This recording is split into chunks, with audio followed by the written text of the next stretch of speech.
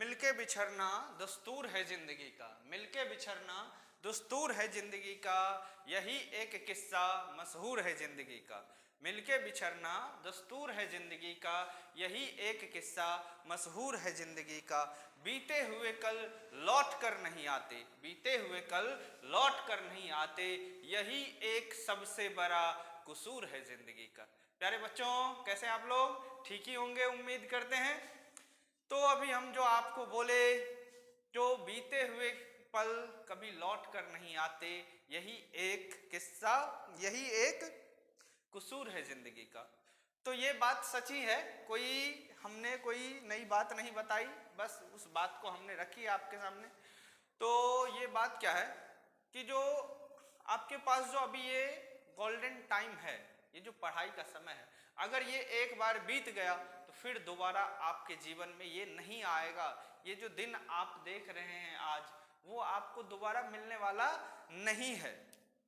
तो समय को व्यर्थ ना गवाएं, ठीक है। और चलिए ज़्यादा वीडियो को लंबा ना करेंगे। और हम पहले पढ़ रहे थे इससे पहले केमिकल प्रॉपर्टीज अल्कली मेटल्स के, तो उसमें हमने सी तक देख लिया। आज हमारा डी होगा। डी क्या है? डी में हमारा क्या टॉपिक?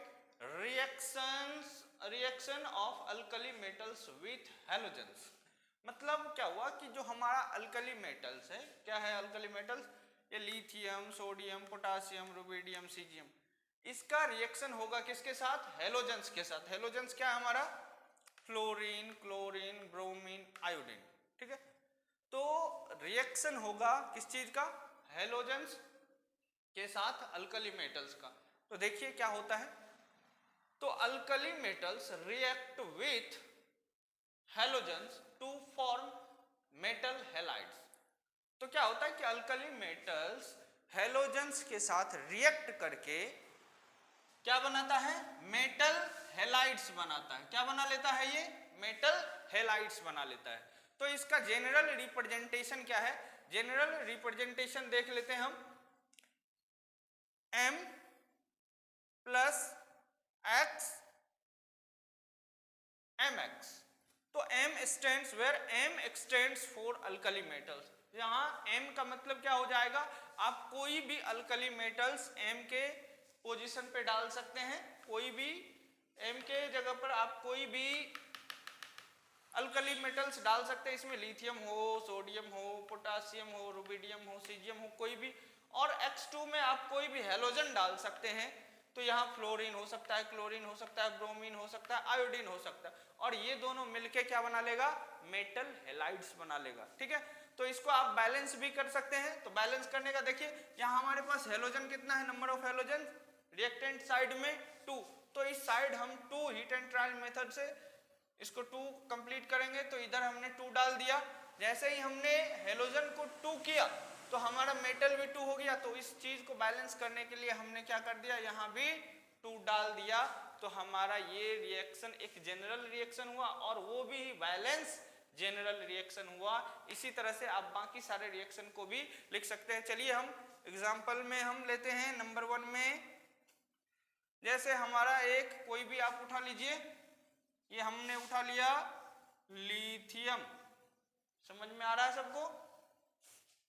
लिथियम उठा लिया, उसके बाद प्लस डाला, उसके बाद X2 में कोई भी हैलोजन उठाइए।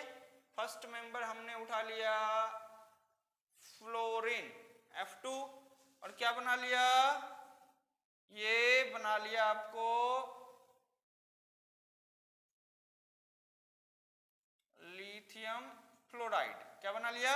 Lithium fluoride. तो बैलेंस करने का वही सेम सिस्टम प्रोसेस रहेगा। यहाँ 2 है तो हमें 2 करना है। जैसे ही हमने फ्लोरीन को 2 किया, बैलेंस किया, लिथियम हमारा अनबैलेंस हुआ, तो लिथियम को हम बैलेंस कर लिए, ठीक है। अब दूसरा देख ले। हमने क्या डाल दिया? यहाँ सोडियम, और यहाँ दूसरा हमने ले लिया इसके जगह प्लस क्या ले लिया? क्लोरीन।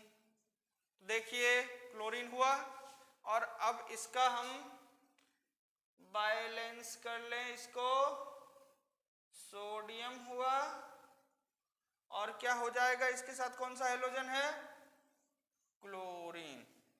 लेकिन यहाँ तो बैलेंस नहीं है, बैलेंस तो हमें करना पड़ेगा। तो यहाँ 2 है तो इसको बैलेंस करने के लिए हमने 2 डाला। जैसे ही हमने 2 दिया हमारा सोडियम अनबैलेंस हुआ, तो सोडियम को अनबैलेंस करने के लिए 2 दी। तो इस तरह से आप और भी बहुत सारे रिएक्शंस को लिख सकते हैं पहले। लेकिन आपको जनरल रिएक्शन और अल्कली मेटल्स में, अल्कली मेटल ग्रुप में जितने भी एलिमेंट है और हेलोजन ग्रुप में जितने भी एलिमेंट है, आप उसको याद कर ले, फिर जाके आप इस चीज को आसानी से लिख सकते हैं और इसको बैलेंस भी कर सकते हैं। तो चलिए हम कुछ प्रॉपर्टी है उसको भी लिखा देंगे, ठीक है। तो आप इसको खुद से, बाकी जो बचे हुए एलिमेंट है उसका आप खुद से करेंगे, ठीक है। जैसे क्या सब बचा हो गया, पोटासियम हो गया, रुबिडियम हो गया, सीजियम हो गया, इधर क्या हो गया, ब्रोमीन हो गया, आयोडीन हुआ। तो आप फ्लोरीन का सोडियम के साथ भी करवा सकते हैं, फ्लोरीन का पोटेशियम के साथ भी, फ्लोरीन का रुबिडियम के साथ भी। उसी तरह से क्लोरीन का लिथियम के साथ, क्लोरीन का इसके साथ, सोडियम के साथ, क्लोरीन का इसका, क्लोरीन का तो हमने कर दिया, क्लोरीन का पोटेशियम के साथ, क्लोरीन का आप रुबिडियम के साथ, क्लोरीन का सीजियम के साथ। तो इस तरह से आप बहुत सारे रिएक्शंस को ड्रॉ कर सकते हैं, लिख सकते हैं, ठीक है। तो चलिए हम साइड हो जाते हैं, आप इस चीज को नोट कर लीजिए, फिर हम आगे प्रॉपर्टी लिखेंगे, ठीक है। तो आप लोग नोट कर लिए होंगे। चलिए आप देखते हैं ये क्या है हमारा, रिएक्टिविटी। तो रिएक्टिविटी वाली प्रॉपर्टी हम देखते हैं। The reactivity of alkali metals towards a particular halogens increases as we move down the group from lithium to cesium। तो क्या लिखा हुआ है, इसका मीनिंग क्या हुआ समझिए। जैसे हम ग्रुप में लिथियम से, जैसे ग्रुप में हम लिथियम से सीजियम तक पहुंचते हैं, जाते हैं, तो क्या होता है, तो रिएक्टिविटी बढ़ते जाती है, रिएक्टिविटी बढ़ते जाती है।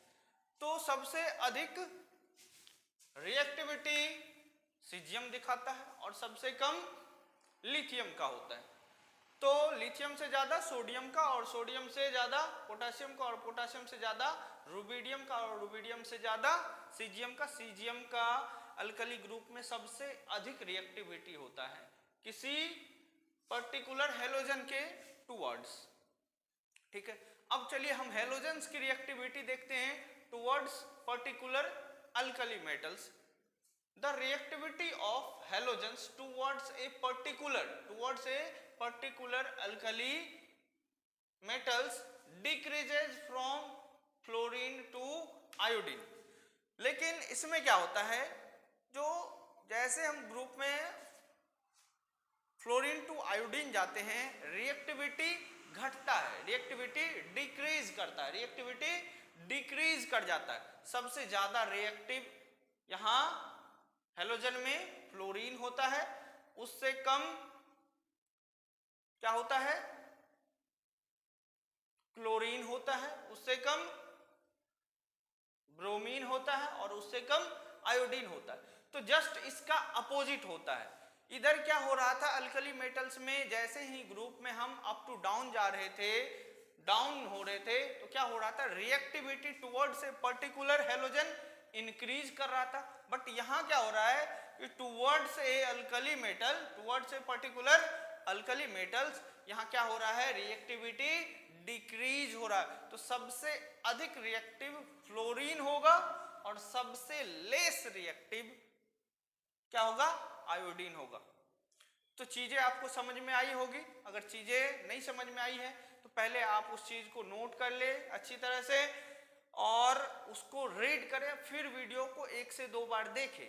अगर नहीं समझ आए फिर भी तो आप कमेंट में लिखें, मैं इससे भी आपके प्रॉब्लम से रिलेटेड इस पे वीडियो बनाऊंगा, ठीक है। धन्यवाद। ऐसे वीडियो को देखिए और अच्छा लगे तो उसको लाइक करिए और अपने दोस्तों के पास उसे शेयर भी करिए।